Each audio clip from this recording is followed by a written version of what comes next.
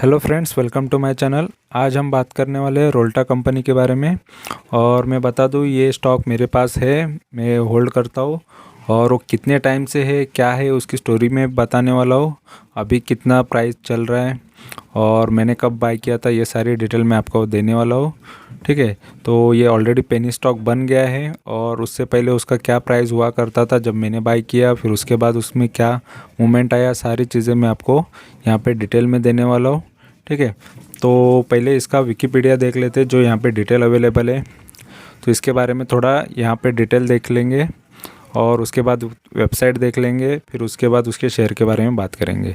ठीक है। तो वीडियो एंड तक देखो, क्योंकि आपको पूरा नॉलेज मिल जाएगा इसी वीडियो के अंदर। Rolta is a Indian multinational technology company headquarter in Mumbai, India. The company focuses on IT solutions. आपको पता चल गया कि ये आईटी कंपनी है। ठीक है। और business intelligence and big data analytics और geographic data and information and engineering. The company is listed on Bombay stock exchange and national stock exchange, दोनों पे है। ठीक है। तो ये आईटी कंपनी है और ये कौन सी चीज़ें रखती है, बिग डेटा एनालिटिक्स और जियोग्राफिक डेटा एनालाइज करती है, इंफॉर्मेशन और इंजीनियरिंग का ये काम करती है। तो यहाँ पर जो डेटा है मैंने दिखा दिया। और थोड़ा यहाँ पे इसका ये कब फाउंडेड है, यहाँ पे ये भी देख लो। 1989 में ये फाउंडेड है, तब से ये कंपनी चल रही है। ठीक है। और रोल्टा इंटरनेशनल इसका एक सब्सिडरी भी है। और एनएससी पे अभी इसका प्राइस 6.90 चल रहा है। अभी मैं इसका आपको वेबसाइट दिखा देता हूँ, वहाँ से थोड़ा बहुत आइडिया आ जाएगा कि इसका काम काज कैसा है। तो ये है इसका वेबसाइट, यहाँ पे आप देख सकते हैं। वेबसाइट बहुत खूबसूरत नज़र आ रहा है और आईटी कंपनी होने की वजह से ये और खूबसूरत दिखाई दे रहा है। Digital technologies for smart transportation. ठीक है। तो और ये designing digital technology for progress, ये रोबोट्स दिखा रहे हैं। और turning information technology into knowledge. तो इस टाइप का इनका सर्विसेज है और जिस तरीके से ये ऐड कर रहे हैं। ठीक है। और इस तरीके का ये मोबाइल के लिए भी सॉफ्टवेयर्स वगैरह होते हैं। Mobile delivers actionable insight using cutting edge and the industry acceptable technology. तो मोबाइल के लिए भी इस टाइप की टेक्नोलॉजीज़ वगैरह बनाते हैं डेटा एनालाइज के लिए। ठीक है। जो डेटा हमको एनालाइज करना होता है, तो ये इनका बिजनेस है। और यहाँ पे गवर्नमेंट सेक्टर विन भी बता रहा है। Rolta has been awarded a contract for the development of the Rolta one view based state residential data hub for a state government in India. This master data management solution will bring together a variety of information available with multiple state department and map the pan India unique identity data to create a single trusted data hub. तो इनको एक award भी मिला है जिसके बारे में यहाँ पे इंफॉर्मेशन दिया है। ठीक है। और वो गवर्नमेंट से है और major win in government sector. तो गवर्नमेंट के लिए भी इन्होंने काम किया है। तो इनके पास बिज़नेस ऑलरेडी अच्छा है, फिर भी ये कंपनी का प्राइस इतना कम क्यों है, ये भी हम देखेंगे। और इनके प्रोडक्ट्स को सर्विसेज कौन सी यहाँ पे पूरा दिखाया है।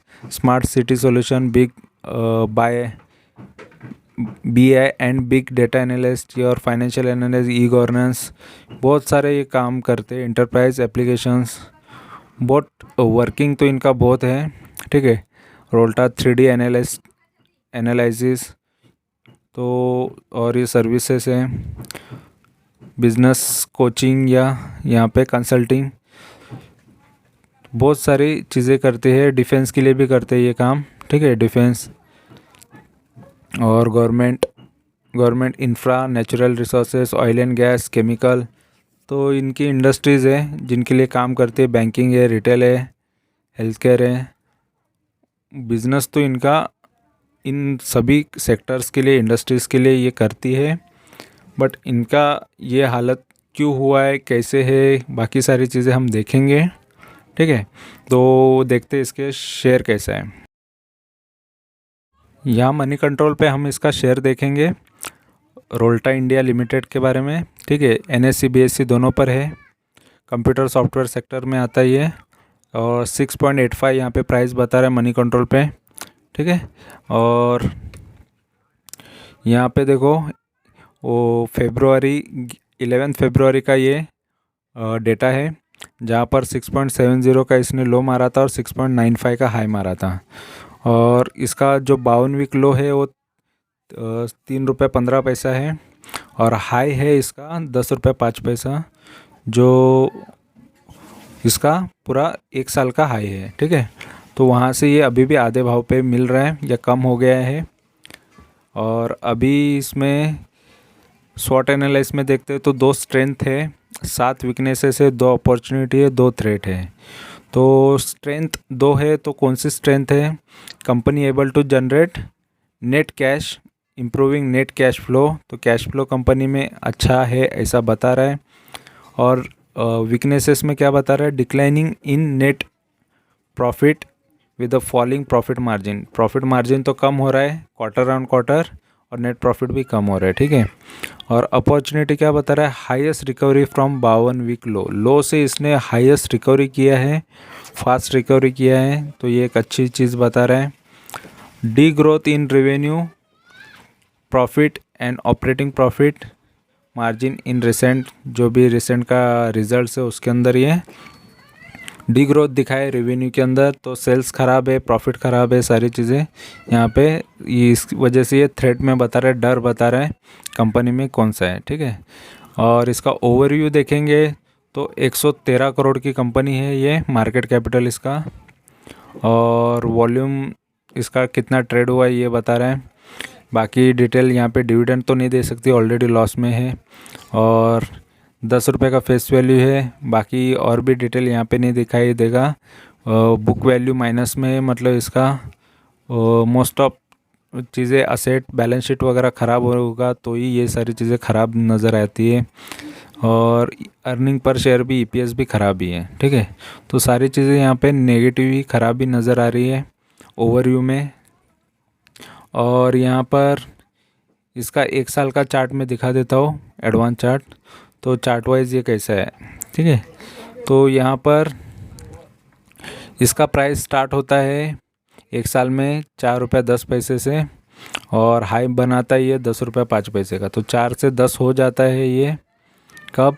तो फिर 11 फरवरी से ये जुलाई तक 4-5 महीने के अंदर ही ये अच्छा खासा मूवमेंट देता है, और बहुत स्पीड में ये भागते जाता है, फिर उसके बाद गिर जाता है। देखो कहीं ना कहीं से ये शेयर गिरता ही है, तो वो हाई से ये गिर रहा है, उसके बाद देखो फिर एक सेम रेंज में रहता है, फिर उसके बाद बढ़ा है ये, फिर बढ़ के ये 8 रुपया 90 पैसा तक भी गया था, फिर यहाँ से थोड़ा डाउन आया, फिर अप गया, फिर डाउन आया। तो फिलहाल ये अपसाइड भी देता है, साल भर में तो इसने अच्छा खासा मूवमेंट दिया है, ठीक है। और यहाँ पे देखो इसका जो 5 साल का जो चार्ट नज़र आ रहा है उसमें देख सकते हो 64 के लो से ये भागता नीचे तरफ आया, फिर यहाँ से फिर एक अच्छा खासा हाई दिया था इसने, यहाँ पे 82 तक का हाई नज़र आ रहा है, ठीक है। फिर 82 से फिर ये डाउन साइड आया, फिर उसके बाद पूरा डाउन ही है 5 साल के अंदर। तो 5 साल वालों को भी अच्छा खासा इसने प्रॉफिट नहीं दिया, उल्टा लॉस दिया है। यहाँ पे जिसने स्टार्टिंग में लिया रहेगा उसको थोड़ा बहुत 82 तक उनको प्रॉफिट मिल गया होगा, जब प्राइस 10-20 रुपये पर शेयर के पीछे, और उसके बाद ये गिरते ही आया है, ठीक है। और मैक्स की बात करेंगे तो मैक्स में देखो स्टार्टिंग में ये शेयर 169 का था 20-22 साल पहले लो उसका, तो उसने एक हाई बनाया था 502 का हाई बनाया था 502, फिर 502 से शेयर ने डाउन साइड मारा है, यहाँ पे शेयर ने 502 से पूरा डाउन साइड मारा है। फिर उसके बाद देखो इतना ज़बरदस्त गिरा हो, जैसे ये अब दिया थोड़े साल के अंदर, जितना जो स्पीड में भागता है शेयर उस स्पीड में गिरता भी है। ये याद रखना, जो चीज़ तेज़ी से बढ़ती है आगे और वही तेज़ी से गिर भी सकती है। तो ज़रा पेशेंस रखा करो, ज़्यादा तेज़ दौड़ने की कोशिश मत करो, नहीं तो गिर जाओगे, ठीक है। तो ये सीखने मिलता है किसी को भी, जो भी चीज़ें आराम आराम से चली है वही चीज़ ज़्यादा टिकी है और वही दूर तक जा सकती है, ठीक है। तो यही होता है कि आराम से जाना है, स्पीड में नहीं जाना है। तो इसीलिए स्विंग ट्रेडिंग आराम से करो या इन्वेस्टमेंट भी करो तो अच्छे से उस शेयर को देखते रहो, ठीक है। तो घाई मत करो, शेयर मार्केट है, कभी कभी जल्दी दे देता है प्रॉफिट, कभी कभी लेट देता है। तो यहाँ पर ये देख लो, वहाँ से गिरा तो ज़बरदस्त, उसने फिर 500 वालों को पूरा कंगाल कर दिया। जिसने 500 के टाइम पे लिया रहेगा वो टाइम पे वो लोग लालच में आ जाते हैं, बढ़ते शेयर के पीछे भागने में। सबसे ज़्यादा साइकोलॉजी यही है कि शेयर बढ़ रहा है तब लोग इन्वेस्ट कर रहे हैं और शेयर गिरता है तब भागना चालू करते हैं, ठीक है। बट ये गिर रहा है तो रीज़न भी पता हो तो अच्छी बात है, नहीं पता हो तो भाग रहे तो अलग, ठीक है। लेकिन बढ़ भी रहा है ना तो भी डरना चाहिए कि बढ़ रहा है तो इतना क्यों बढ़ रहा है, कहीं गिर ना जाए। क्योंकि कभी कभी ये प्राइस पे अटक जाते हो तो लॉस हो जाता है, लेकिन गिरता हुआ शेयर को पकड़ोगे या पूरा गिर गया या उसके बारे में आपको पता है न्यूज़ ज़्यादा ही ख़राब है, तो फिर आप थोड़ा बहुत कम लॉस करोगे, जो हाई पे लेने वाले से थोड़ा कम ही लॉस करोगे। लेकिन बाद में देखो, अगर किसी ने यहाँ पे गिरते हुए ले लिया, यहाँ पे ले लिया, यहाँ पे ले लिया, गिरते गिरते शेयर को ले लिया, यहाँ पे प्रॉफिट करने मिल जाता है वो बंदे को, ठीक है। तो ये एक फ़ायदा होता है, लेकिन ये 500 वालों को प्रॉफिट नहीं मिल पाता। तो सही टाइम पे जो गिरते हुए शेयर को ख़रीदता है फिर उसको कई आज नहीं तो कल उसको अच्छा खासा प्रॉफिट हो जाता है। तो देखो उसको फिर हो जाता, कितने का ये प्रॉफिट है, 395 का ये प्राइस आ जाता। अगर यहाँ तक वो बाई करते आता तो 16 रुपये तक, तो देखो उसको भी मल्टीबैगर रिटर्न्स मिल जाते, क्योंकि यहाँ तक लेने का बहुत फ़ायदा हो जाता है, ठीक है। फिर उसके बाद ये शेयर देखो फिर डाउन साइड आया, फिर डाउन साइड आके फिर 56 के लो तक गया, फिर इसने उछाल दिखाया थोड़ा, फिर उसके बाद 209 का हुआ, फिर 4 गुना होके फिर डाउन आया। फिर ये अप डाउन ये शेयर ने बहुत किया, ठीक है। अभी मैं आपको यहाँ पे बता देता हूँ कि मेरी एंट्री पॉइंट कहाँ पे थी और मेरा प्राइस क्या था, ठीक है। तो ये शेयर में मैंने 2 बार एंट्री लिया था। तो पहले जब एंट्री लिया था तब मैंने प्रॉफिट लेके निकल गया था। जब मोस्ट ऑफ लोगों को शेयर मार्केट में होते हैं तो उनको यही होता है कि प्रॉफिट लो और निकल जाओ। तो 2015 की बात है, फरवरी, मतलब लगभग 7 साल पहले, ठीक है। तो 7 साल पहले मैंने जब ये शेयर में एंट्री की थी तो 2015 की बात है। तो 2015 यहाँ पर आप देख लो, ठीक है। 2015 आ गया, ये मार्च है। तो यहाँ पे फेब में मैंने इसको 174 के टाइम पे लिया था और 185 पे बेच दिया था नेक्स्ट डे। तो नेक्स्ट डे पे जितनी क्वांटिटी खरीदी थी उतना मैंने बेच के प्रॉफिट ले लिया था, ठीक है। फिर उसके बाद ये शेयर को मैंने देखा तो प्रॉफिट होने के बाद लगभग 10 रुपये पर शेयर के पीछे प्रॉफिट हो गया नेक्स्ट डे ही। तो वो शेयर को मैंने बेचने के बाद फिर मेरी नज़र 2 साल बाद फिर से ये शेयर पे गई और फेब में ही मैंने 2017 में ये शेयर को फिर से देखा। तो तब मुझे दिखा कि इसका प्राइस बहुत गिर गया है, ठीक है। तो तब ये मुझे 65 के प्राइस पे दिख रहा था जब मैंने उसको 174 पे लिया था और 185 पे बेचा था। तो 185 के बाद ये मेरे को डायरेक्ट 63, 64, 65 के रेंज में दिख रहा है। तो तभी मेरा इंटरेस्ट जाग गया कि मुझे ये शेयर लेना चाहिए। तब मैंने कुछ क्वांटिटीज़ खरीदी। फिर उसके बाद शेयर थोड़ा सा वही रेंज में चलता रहा क्योंकि शेयर गिरा हुआ था। फिर उसके बाद भी शेयर ने फिर उसके बाद मूवमेंट नहीं दिया और मैंने इसको लॉन्ग टर्म के हिसाब से सोच के रखा था। बाद में मैंने लॉन्ग टर्म स्ट्रैटेजीज यूज़ करना चालू किया। पहले ट्रेडिंग करता था, सभी टाइप की ट्रेडिंग कर चुका हूँ मैं। उसके बाद मैंने लॉन्ग टर्म सोचा कि लॉन्ग टर्म करना है, लेकिन बहुत सारे लॉन्ग टर्म के शेयर मेरे ऑटोमेटिकली ख़राब हो गए। 80% तो शेयर ख़राब ही बाद में हो गए। पहले बहुत अच्छे थे, बाद में वो उनका प्राइस ख़राब हो गया। उनके बारे में भी मैंने वीडियो डाले हैं और उसमें से मैं फ़िलहाल प्रॉफिट करके ही निकला हूँ, लॉस तो नहीं किया, ठीक है। तो देखो फिर यहाँ पे उसको यहाँ पे बाई करने के बाद वो इतना गिरा, तो गिरते गिरते आया। फिर मैंने बहुत टाइम बाद इसको देखा ये गिर ही रहा है। मैंने बाद में अभी स्विंग करना चालू किया 1-1.5 साल से। उससे पहले मैं स्विंग नहीं करता था। कोविड टाइम से मैंने स्विंग करना चालू किया है। ठीक है, जब से कोविड मार्च में आया उसके बाद मैंने देखा बहुत सारे शेयर गिरे हैं, तब मैं शेयर को लेना कंटिन्यू चालू किया। उसके बाद मुझे पता चला कि स्विंग ही बेस्ट है, क्योंकि जितने शेयर्स मैंने फिर से ज़्यादा क्वांटिटी में ख़रीदे उन सब ने मुझे प्रॉफिट दिया, और वही मेरे लिए बहुत बेनिफिशियल निकला, और वही मेरे लिए सबसे बड़ा चेंजिंग पॉइंट निकला जहाँ से फुल प्रॉफिटेबल ही होते आ रहा हूँ। ठीक है, तो यही चीज़ होती है, गिरते शेयर को पकड़ो, गिर रहा है तो शेयर में लो, क्योंकि उसी ने मेरा अभी तक का जो भी पोर्टफोलियो पहले डाउन था या जो भी था उसको प्रॉफिट में कन्वर्ट करके आज मैं प्रॉफिटेबल ट्रेडर बन चुका हूँ। ठीक है, तो यहाँ पर कुछ शेयर्स अभी भी बाकी है, उसमें भी प्रॉफिट आना बाकी है। तो ऐसे 3 4 5 6 शेयर ही रहेंगे जो अभी लॉस दिखा रहे हैं, जो लॉन्ग टर्म के लिए लेके रखा था। ठीक है, तो इसमें अभी मेरा लॉस सिर्फ 22% बचा है, क्योंकि अभी जो प्राइस चल रहा है 6 रुपये का, अगर देखा जाए तो 90% का लॉस होना चाहिए। बट उसमें बाद में मैंने जैसे स्विंग ट्रेडिंग करना चालू किया, ठीक है, 2020 मार्च से, तो वो टाइम से कंटिन्यूसली मैंने बहुत सारे शेयर्स खरीदे हैं, और उसका प्राइस अभी लगभग 22% लॉस दिखा रहा है, और एवरेज प्राइस मेरा 8 साढ़े 8 रुपीज़ का इसका अभी एवरेज प्राइस है, और वो जल्द से जल्द पार करके उसमें भी मैं प्रॉफिट लेके निकल सकता हूँ। ठीक है, तो इसमें प्रॉफिट हो जाएगा और इसमें से भी मैं निकल जाऊंगा। इससे ज़्यादा उम्मीदें नहीं रख रहा हूँ मैं कि मुझे मल्टी बैगर रिटर्न चाहिए, कुछ चाहिए, ऐसा नहीं है। मुझे मेरा जितना प्रॉफिट चाहिए होता है मिनिमम, उतना मैं लेता हूँ और निकल जाता हूँ। ठीक है, तो यहाँ पर जो भी डिटेल दिया है वो जेन्युइन होती है, और एक्चुअल में मेरे खुद के पोर्टफोलियो के ही शेयर्स मैं बताता हूँ नॉर्मली, और यही मुझे चीज़ करना पसंद है।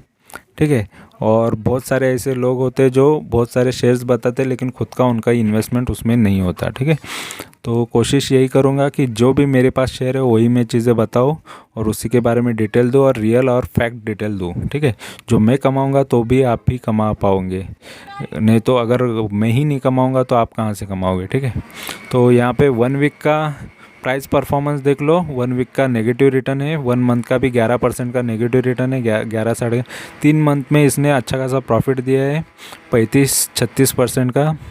और YTD मतलब जनवरी से अभी तक इसने 15 साढ़े 15% का लॉस दिया है। 1 साल का इसने 67% का लॉस दिया है, और 3 साल का लॉस नहीं, 67% का इसने प्रॉफिट दिया है, और 3 साल में भी सेम 67% का प्रॉफिट दिया है। और न्यूज़ यहाँ पे देखो, पुराना न्यूज़ है, 2021 का अप्रैल का न्यूज़ है, जहाँ LIC ने स्टेक बेचा है ऐसा यहाँ पे बता रहा है। ठीक है, और कुछ फायर लगा था इसके बिल्डिंग में, ये भी बता रहे हैं।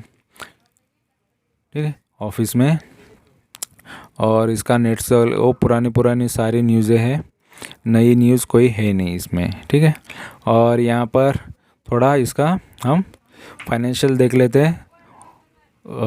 तो यहाँ पे रेवेन्यू देख लो, शॉर्ट में हम इसका थोड़ा फाइनेंशियल, फिर डिटेल में फाइनेंशियल देखेंगे। तो यहाँ पे रेवेन्यू 1454 करोड़ का है, यानी 1454 करोड़ 1454 करोड़ से, ये देखो 2017 से फिर थोड़ा स्टेबल था, वही रेंज में था, फिर उसके बाद ज़बरदस्त गिरा 2019 में, 2020 में और गिर गया। देखो 675 करोड़ से डायरेक्ट 79 करोड़ हुआ, फिर 28 करोड़ हुआ। तो लॉस मतलब रेवेन्यू तो बहुत तेज़ी से गिरा है, सेल्स बहुत ख़राब हुआ है ये कंपनी का, उसी वजह से नेट प्रॉफिट भी घट गया। तो 105 करोड़ का प्रॉफिट किया था, फिर 153 करोड़ का, फिर यहाँ पे देखो लॉस किया कंपनी ने 2494, फिर 596 करोड़ का, फिर अभी 3161 करोड़ का। तो ये सारी चीज़ें हम देखेंगे कहाँ गड़बड़ हुई, क्या है इसके फाइनेंशियल्स में, कंप्लीट देख लेंगे, आपको भी अंदाज़ा आ जाएगा और आप पूरा स्टडी इसके बारे में कर लोगे। ठीक है, और यहाँ पे शेयर होल्डिंग देख लो। शेयर होल्डिंग में सबसे ज़्यादा शेयर पब्लिक के पास है, बाद में यही होता है, सब भाग जाते हैं, पब्लिक के पास शेयर्स छोड़ के निकल जाते हो, तो पब्लिक ही बाद में फंस जाती है, डूब जाती है, ये पब्लिक का ही लॉस होता है। तो यही होता है, क्योंकि प्रमोटर मोस्ट ऑफ शेयर बेच के निकल जाते हैं। तो प्रमोटर बचे 2.31% प्रमोटर के पास शेयर है, फिर भी डीआईज ने भी इसमें अभी तक होल्डिंग रखा है, तो डीआईज को भी मानना पड़ेगा। डीआईज ने आज भी इन पे, ये कंपनी पे भरोसा रखा है। तो डीआईज के पास 7% इसके शेयर है, अच्छी बात है। फॉरेन के इन्वेस्टर भी बचे हैं, लगभग 1% तक फॉरेन के इन्वेस्टर्स के पास भी शेयर है, तो अच्छा है। लेकिन सबसे ज़्यादा पब्लिक के पास है, ये याद रखना, ठीक है। और यहाँ पर इनके जो शेयर थे उनको प्लेज रखा गया है, बाद में प्लेज जीरो हो गया है, क्योंकि ऑलरेडी सारे गिरवी थे वो बैंक को बेच दिया समझ लो, ठीक है। 3 म्यूचुअल फंड है जिन्होंने इसमें पैसा लगाया है, और 3 एफआईज है जिन्होंने इसमें पैसा लगाया है, ठीक है। तो फॉरेन के इन्वेस्टर 3 है, और इंडियन जो म्यूचुअल फंड है वो भी 3 है जिसने इसमें पैसा लगाया है। तो अभी हम इसका फाइनेंशियल देखते हैं। अभी यहाँ हम स्क्रीनर पे इसका फाइनेंशियल देखते हैं, ठीक है। तो फ़िलहाल सबसे पहले हम इसमें प्रॉज एंड कॉन्स देखते हैं, जो पॉजिटिव नेगेटिव कुछ चीज़ें होती है इसमें। तो यहाँ पर पॉजिटिव तो कुछ भी नहीं नज़र आ रहा है, ब्लैंक है। और नेगेटिव तो 6 पॉइंट्स है। पहला पॉइंट है, company has low interest coverage ratio.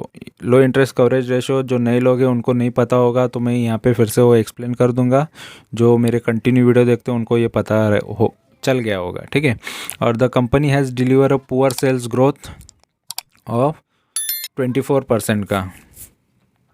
तो 5 साल से ये नेगेटिव रिटर्न आ रहा है, पुअर सेल्स ख़राब है 5 साल में, तो नेगेटिव ही सेल चल रहा है। प्रमोटर के पास लो है होल्डिंग, 2.31% का है। और कंटिंजेंट लायबिलिटी ज़्यादा है, लायबिलिटीज़ भी है कंपनी पे।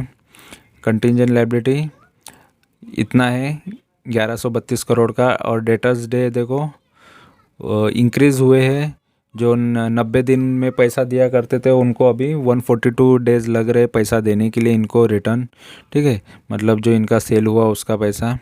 और promoter holding has decrease over last 3 years. 3 साल से प्रमोटर का होल्डिंग घट रहा है। प्रमोटर माल बेच के यानी शेयर उनके बेच के निकल रहे हैं। अभी इसका क्वार्टरली रिजल्ट्स देखो, तो क्वार्टरली में क्या बता रही है। 2018 से जो क्वार्टरली रिजल्ट्स है 3 महीने का, ये 509 करोड़ किया था 2018 में दिसंबर में। और उसके बाद सेल्स देखो घटते आ रहा है कंटिन्यूसली। फिर इसके बाद देखो ये सितंबर 2021 में 8 करोड़ का सेल किया कंपनी ने, तो सेल कम्प्लीटली घट गया है। उसी तरीके से एक्सपेंसेस भी पहले भी था 2018 में, तो एक्सपेंसेस ज़्यादा था, जितना सेल था उससे ज़्यादा एक्सपेंसेस था, तो उस वजह से प्रॉफिट भी, ऑपरेटिंग प्रॉफिट भी कम बचता था। और यहाँ पर भी देखो जितना सेल्स नहीं उससे ज़्यादा तो एक्सपेंसेस है, तो प्रॉफिट, ऑपरेटिंग प्रॉफिट देखो कितना बच रहा था। और अदर इनकम में भी ये लॉस में जा रही है कंपनी, तो यहाँ पर ये देख लो, ये अदर इनकम तो नेगेटिव में आ रहा है। तो जहाँ पर भी इन्वेस्टमेंट रहेगा, जहाँ से रिटर्न आना है वो भी चीज़ें नेगेटिव हैं इनकी। तो सारी चीज़ें नेगेटिव होने की वजह से इनको ज़्यादा प्रॉब्लम आ रहा है, ठीक है। तो नेट प्रॉफिट भी नेगेटिव ही है। 1,000 करोड़ का लॉस हुआ, फिर 2,500 करोड़ का लॉस है। फिर उसके बाद देखो अभी ये क्वार्टर में मतलब सितंबर के क्वार्टर में ये इसने 229 करोड़ का लॉस किया है। तो लॉस मेकिंग ही कंपनी है। और प्रॉफिट एंड लॉस की बात करेंगे तो देखो 2010 से ये 1,533 करोड़ का इसने सेल किया था 2010 में, और अभी जो करंट कर रही है 306 करोड़ का सेल कर रही है। देखो कंपनी ज़िंदा है, सेल कर पा रही है, तो सेल किया है कंपनी ने। और उसके मुकाबले एक्सपेंसेस ज़्यादा हो रहे, खर्चे ज़्यादा हो रहे, जो एम्प्लॉयज़ के रहेंगे या इनके इंटरेस्ट पेमेंट रहेंगे, सारी चीज़ें पकड़ के, या इंटरेस्ट पेमेंट यहाँ पे नीचे बताया, लेकिन मोस्ट ऑफ चीज़ें जो भी खर्चा इनका है वो ज़्यादा है। तो यहाँ पे ये देख लो खर्चा कितना कर रही है कंपनी, ठीक है। पहले प्रॉफिट होता था 2010 के टाइम पे कंपनी का, देखो 39% तक प्रॉफिट हो रहा था, 47% भी हो रहा था, तो कंपनी प्रॉफिट कर रही थी। उसके बाद देखो कंपनी का नेट प्रॉफिट वो टाइम पे 255 करोड़ था, अभी ये 1,272 करोड़ का लॉस दिखा रहा है। मतलब पहले जो प्रॉफिट था अभी वो लॉस में कन्वर्ट हो गया है, तो करंटली इतने का लॉस चल रहा है कंपनी का, ठीक है। और यहाँ पे अदर इनकम में भी ये लॉस में ही है, अदर इनकम से भी इनको लॉस ही हो रहा है। और यहाँ पर बैलेंस शीट की बात करें तो देखो बैलेंस शीट में हम सबसे पहले बोरोविंग ही देखेंगे। तो बोरोविंग देखो कंपनी का कर्जा कितना है, 1259 का है। 1259 करोड़ का लोन था 2010 में, और अभी वो बढ़ के 8642 का है। 8642 करोड़ का अभी ये इनका कर्जा चल रहा है, लोन चल रहा है। तो ज़बरदस्त लोन है कंपनी पे। और जो रिजर्व में था कंपनी के पास पैसा, वो भी माइनस में चला गया है, ठीक है। -7203 करोड़ का ये रिजर्व माइनस में गया है। तो कंपनी का बैलेंस शीट इतना ख़राब हो चुका है, इस वजह से उसका बुक वैल्यू भी ख़राब है, सारी चीज़ें अभी ख़राब नज़र आ रही है, ठीक है। तो कंपनी का ऑलरेडी कर्जा इतना होने की वजह से, तो फ़िलहाल फाइनेंशियल यहाँ पर जो देखे हमने थोड़े ख़राब ही है। अभी मैं इस पर आपको फाइनल व्यू दूंगा, तो आपको क्या करना चाहिए क्या नहीं करना चाहिए फिर वो आपका डिसीज़न है, ठीक है। तो देखते हैं इसका फाइनल ओवरव्यू। यहाँ टिकट टाइप पे हम इसका फाइनल ओवरव्यू देखने वाले हैं। और यहाँ पर आप देख सकते हो कि इन्वेस्टमेंट चेकलिस्ट में सिर्फ एक चीज़ पॉजिटिव नज़र आ रही है, बाकी सारी चीज़ें दो नेगेटिव और दो ग्रे कलर का बता रहा है। मतलब यहाँ पे इंसफिशिएंट डेटा बता रहा है, ठीक है, डेटा नहीं है अवेलेबल, ऐसा यहाँ पे बता रहा है। तो मेजॉरिटी चीज़ें तो नेगेटिव ही है इसमें। और जहाँ हमने सारी चीज़ें डिटेल में देखने के बाद भी यही पता चला। अभी हम इसका थोड़ा यहाँ पे परफॉर्मेंस देख लेते हैं, ठीक है। तो प्राइस चार्ट में तो 1 वीक का यहाँ पे नेगेटिव रिटर्न है, 12-13% का नेगेटिव रिटर्न है। और यहाँ पे भी 8-8.5% का लॉस ही है 1 मंथ में। सिर्फ 1 साल वालों को प्रॉफिट दिया है ये कंपनी ने। 1 साल वाले को देखो लगभग 67 का प्रॉफिट दिख रहा है, 67% का। 5 साल वाले को इसने लॉस दिया है, 89% का लॉस है। और मैक्स मतलब जब से कंपनी 2020 से ये डेटा बता रहा है, तब से 20 साल में लोगों का पैसा ये 96% डूब गया समझ लो, ठीक है। और ऐसा भी करने वाला भी लॉस में होता, 7.5% लॉस होता 5 साल के अंदर। तो सबको लॉस ही दिया है कंपनी ने, ठीक है। तो हमको ये कंपनी को क्या करना चाहिए, तो देखो ये रिस्क भी इसका हाई रिस्क बता रहा है। ये निफ्टी से इतने गुना वो वोलाटाइल है, 3.76 गुना ये वोलाटाइल करता है। और बाकी यहाँ पे कोई डेटा यहाँ पे अवेलेबल नहीं है, ठीक है। तो मेरा सिर्फ इसके बारे में यही कहना है कि ये पेनी स्टॉक है। बहुत लोगों को पेनी स्टॉक बहुत पसंद आते हैं, और पेनी स्टॉक मतलब बहुत हाई रिस्क होता है। ये ऐसा भी हो जाता है कि कोई कोई कंपनी इनको सपोर्ट में खड़ी हो जाती है और वो कंपनी एक्वायर कर लेती है कंपनी को, ठीक है। या किसी के साथ ये कंपनी जुड़ जाती है, तो उसके वजह से कंपनी का फ़ायदा भी हो जाता है। लेकिन कर्जा भी साथ साथ उनको भी चुकाना ही पड़ता है। जो इनका लोन है वो सामने वाली जो भी कंपनी लेगी इसको, तो उसको उठाना पड़ेगा, कर्जा पे करना पड़ेगा, लोन पे करना पड़ेगा। तो सारी जिम्मेदारी उनको लेनी पड़ती है, ठीक है। तो उसके बाद उसके अच्छे दिन आ सकते हैं।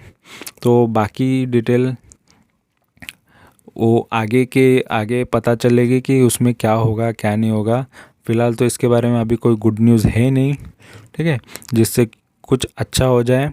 और फिलहाल ये कंपनियां जो वोलाटाइल इस वजह से होती है क्योंकि इसमें बड़े बड़े ट्रेडर्स या कोई इसको मूव करता है, और मूवमेंट लाने के बाद इसमें और लोग इसमें से निकल भी जाते हैं। उसी तरीके से लोगों को फिर बाद में वो शेयर को गिराया भी जाता है, उठाया भी जाता है, यही चीज़ होते रहता है।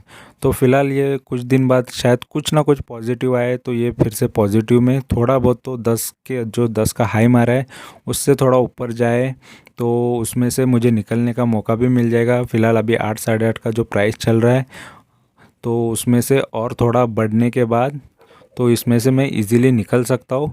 और ऐसे शेयर सर्किट भी मार देते, 10-10%, 20-20% के सर्किट मार के इसमें से इजीली निकल भी सकते हैं, ठीक है। तो फिलहाल जो नए होंगे उनको मैं ये एडवाइस नहीं करूँगा कि ऐसे शेयर्स में आना चाहिए, ठीक है, क्योंकि इसमें हाई रिस्क है। और रिस्क लेना है तो अगर आपको इतना ही शौक है रिस्क लेने का, तो बहुत कम क्वांटिटी खरीदो। कम मतलब इतना भी कम मत खरीदो कि आपका कुछ बड़ा है वो पता भी नहीं चले, ठीक है। 400-500 के खरीद लो या 1000 रुपीज़ के खरीद लो, जो होगा फिर वो आप देख लो। अगर ये शेयर आगे फ्यूचर में बहुत बढ़ गया तो फ़ायदा है, नहीं बढ़ा तो 1000 रुपये का लॉस पकड़ के समझ के चल लेना, ठीक है। तो ये भी होता है, नहीं तो ऐसे शेयर से दूर ही रहो, ठीक है। तो ऑलरेडी हमने जो लिया था तब वो उसका प्राइस अच्छा था, तभी कंपनी भी अच्छी थी, लेकिन उसके बाद उसमें इस तरीके के भी दिन आ जाते हैं। ऐसी बहुत सारी कंपनियां हैं जिसमें ऐसे दिन आ गए और देखते देखते कंपनी पूरी तरह से बर्बाद भी हो चुकी है। तो इसीलिए शेयर अच्छे होने चाहिए, और हर किसी को नहीं पता होता है कि कंपनी क्या करेगी और कैसा होगा उसके बारे में, ठीक है।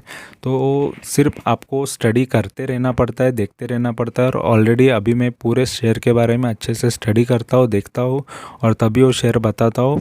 और ऑलरेडी स्टॉक टॉक में बहुत अच्छे शेयर्स बताए हैं, और स्टडी करने इसीलिए मैं स्विंग ट्रेडिंग करता हूँ कि कभी शेयर में कोई ख़राबी आ जाए तो निकलने का मौका मिले करके। ज़्यादा से ज़्यादा क्वांटिटीज़ किसी शेयर में रखोगे तो उसमें आपको हमेशा उसको देखते रहना पड़ता है, और तभी प्रॉफिटेबल आप हो सकते हो, ठीक है। तो यहाँ पर जो भी इन्फॉर्मेशन दिया है पूरी जेन्युइन इन्फॉर्मेशन है, और ऑलरेडी मैं खुद के पोर्टफोलियो के शेयर के बारे में बात करता हूँ, ठीक है। तो आपको इन्फॉर्मेशन अच्छी लगी है तो चैनल को सब्सक्राइब करो, लाइक करो, कमेंट करो, दोस्तों के साथ शेयर करो। Thank you very much for watching my video. Thank you, bye bye.